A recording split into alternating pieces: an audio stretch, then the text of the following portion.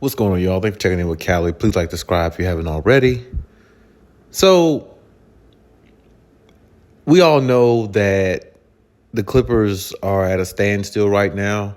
They probably can't really recruit any major pieces unless, it's basically the major piece, possibly Giannis and maybe Kevin Durant's the name that's out there right now. Unless the major piece just openly requests, hey, I want to be with this team, the Clippers specifically. That's the only way they probably actually could make something happen. Not unless they're willing to just mortgage the house and get a player like a Giannis or something like that to offer the Bucks something back, or maybe even the Suns with KD or whoever else out there that might be available. But either way, that's going to be a tough bargain for the Clippers because you have good assets where you are. You have good pieces around Kawhi and James Harden, but if you give away those good pieces just to add a piece like Giannis, now you're taking away your depth from the bench and other areas that, made you a pretty decent team this year, a well-rounded team, I would say, up until the playoffs. But it's going to be tough either way. But now there's talks about Kawhi Leonard this offseason, which we knew there was going to be. So on my X account, few fans been asking me, few people I know asked me, is this the last opportunity the Clippers had to win with Kawhi Leonard? And my response is always going to be no if Kawhi Leonard's going to show up and play basketball, because you always have a chance to win with a player like him, I think, because of who he is and what he's capable of doing and how great of a player he is. I think that your chances of winning with somebody like him is always up there just because of, how great of a player he is when he is on the floor. But at the same time, he does need help. If you're going to have a second star player there, they got to play their role. They've got to be a second star. They got to be a reliable second star. And let's be honest, he hasn't had a reliable second star since probably San Antonio, when he had Tony Parker or, Tim Duncan before he got too old or something like that. He hasn't had a reliable second star in a long time. So he managed to win another championship without having the services of the Spurs, but it's even harder as you go forward because you age. And then on top of that, injuries come. And then, it gets harder and harder to win every year because teams build up and get better. So the Clippers have to either build up and get better to what he needs, and hopefully he stays healthy in the process. It's the only thing they can really go by. And James Harden, that's not enough, obviously. But when you look at everything that's happened and transpired, they had opportunities to win. The bubble was a bad situation for them. It didn't come out well. Kawhi played good all 6 games. Game 7, he ran out of gas. Paul George wet the bed, basically, that whole series. Besides, I'd say at least 3 games out that series. And a couple years ago when they played Dallas in the first round, they got out, and then they got to Utah. Kawhi gets hurt in that series where they've managed to make it to the conference finals, but ultimately lose to the Suns. So, it's opportunities have been there. Don't get me wrong. But at the same time, injuries have been there too. So it's tough to really say, to gauge it. But I would always say, as long as you got Kawhi on the floor, you have a chance to win, because of how great he is. And he's still shown that he can take over games like he did in Denver. That game 2 showed us that he still has a lot of that left in him to be that type player. And he was consistent the whole matchup. He averaged 25 points a game with 7 rebounds. So, he was consistent as always.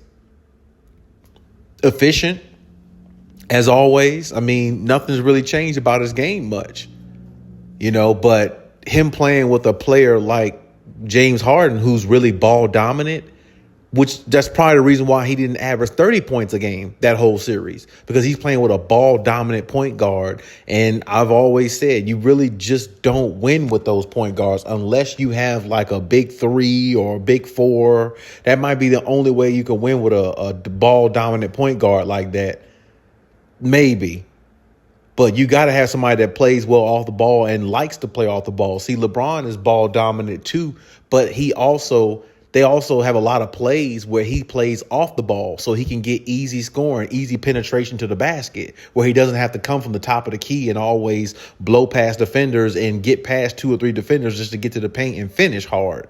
A lot of times he plays off the ball and intentionally does that just to get other guys involved, let somebody else run the point so he can get easy baskets going to the paint. And even sometime when he gets a backdoor cut, he will also find somebody at the 3-point line himself and don't even take the layup if there's, a big body in the paint. So you don't always have to score for yourself, even though you play off the ball. But James Harden doesn't really play off the ball as much as I think he should, even throughout his whole career. And when he does, he just really likes to catch and shoot and dribble, step back. You know what I mean? Like it's not winning basketball. You got to know when to do it, and you got to know when not to do it. It's probably the best way I can describe that. So, I mean, hopefully they can find a way to get somebody like a Giannis. I mean, Giannis wants to come to LA from what I'm hearing, and that's a destination of his. And that'd be great if they can get somebody like him. Hopefully they don't have to just mortgage a lot to get him, or whoever else wants to come there.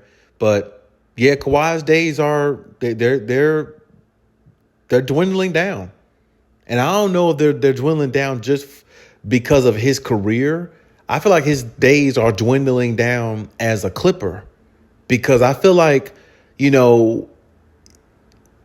after this season, this season right here we're still in off season, so we can't say until we see. And Kawhi has dropped bombshells on us before, so we can't say with him anyway. But specifically, if he plays into this next season with the Clippers and they don't look or present something to him where it's like, okay, if he does stay healthy, of course, if he stays healthy and they don't win a championship or come nowhere close, I don't see him finishing his career with the Clippers. I see him at least considering other options. And the Clippers can't afford that because they don't have a lot of cachet, I should say, to make big deals. Only reason why Giannis or anybody of that nature would even think of coming to the Clippers right now because Kawhi Leonard's there. Not because James Harden is there.